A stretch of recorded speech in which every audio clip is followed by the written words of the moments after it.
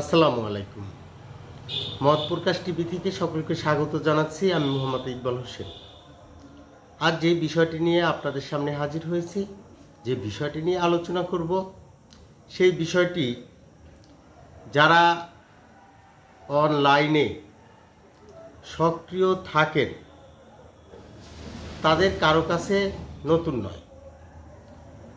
ঢাকায় ব্যাটারি চালিত যে অটো রিক্সা চালকদের সাথে তাদের আন্দোলনে যে বাধা দেওয়া হয়েছে সেই বিষয় নিয়ে আমি আপনাদের সামনে কিছু তথ্য তুলে ধরি। একটি গণমাধ্যমের অনলাইনের দেখলাম যে একটা ছেলে তাকে আমাদের আইনশৃঙ্খলা বাহিনীর সদস্যরা আটকের পর গাড়িতে উঠতে বলছে। সে বলছে যে স্যার, আমার পেটে ভাত নাই স্যার। অর্থাৎ তার বাচ্চা অনাহারী, বাসায় তার স্ত্রী অনাহারী, ঘরে একটা টাকা নাই। সে কান্নায়, এই যে তার আহাজারি, এই যে তার আর্তনাদ। এই আন্দোলনটা তো অন্য আন্দোলনের মতো না। এই আন্দোলনটা তার ভাতের অধিকারের আন্দোলন। সে কর্ম করে খাওয়ার আন্দোলন। সে কর্ম চায়। তাকে এই সরকার কি দিতে পারছে? শাসন করা তারই সাজে সোহাগ করে যে আন্দোলনকারী, সে এই সরকারের সোহাগ কোথায় পেল? সে গরিব মানুষ, সে চাল কিনতে পারে না, চালের দাম বেশি।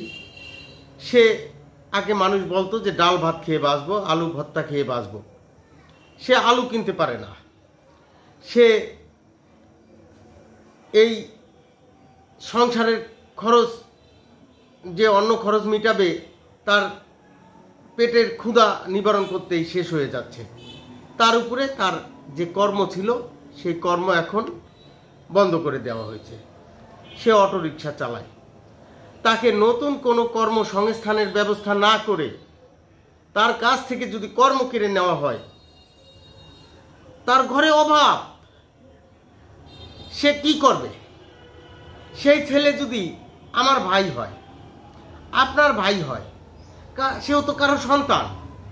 তার উপরে তার পরিবার, তার উপায় কি? সে কি খাবে?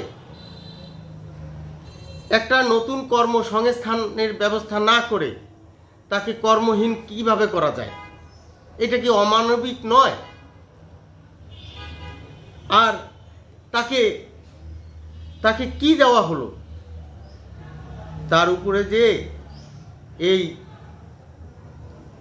নিপীড়ন করতে নামিয়ে দেওয়া হলো, যে তাকে গাড়িতে উঠাচ্ছে তার বেতন আছে, তার সন্তান ভাত খেতে পারবে।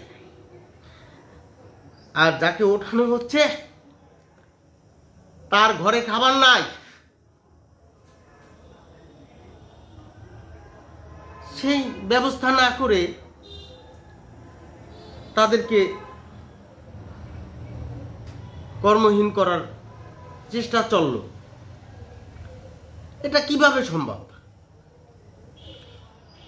যেই স্বপ্ন বাংলাদেশের মানুষ দেখল যে বিশ্বমানের একজন লোক ডক্টর মোহাম্মদ ইউনূস, তিনি শান্তিতে নোবেল প্রাপ্ত লোক। তিনি দায়িত্বে থাকা অবস্থায় ঘরে খাবার নাই এই বললে আহাজারি করতে হয়। তাহলে এখন স্বপ্ন মানুষ কাকে নিয়ে দেখবে? কোথায় সেই স্বপ্ন? কোথায় কটা ভাত খাওয়ার যে অধিকার, সেটা কোথায়? অনাহারি থেকে তো আর কারো কথা ভালো লাগে না। তাদেরকে কর্মসংস্থানের ব্যবস্থা করা হোক, নতুন কর্মসংস্থান।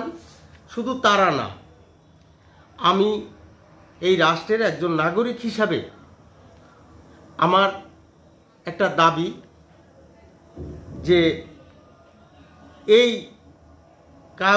কাউকে যদি কোনো পেশা বন্ধ করতে বলা হয়, নতুন পেশায় যেতে বলা হয়, তাহলে তাকে তার কর্মসংস্থানের ব্যবস্থা করে তার অন্তত কটা ঘরে সে শৌখিনভাবে বাঁচুক, সচ্ছলভাবে বাঁচুক, আর নাই বাঁচুক, তার পরিবার কয়টা ডাল ভাত খেতে পারবে এমন ব্যবস্থা করে তাকে তার সেই কর্ম থেকে ফিরিয়ে নিতে হবে।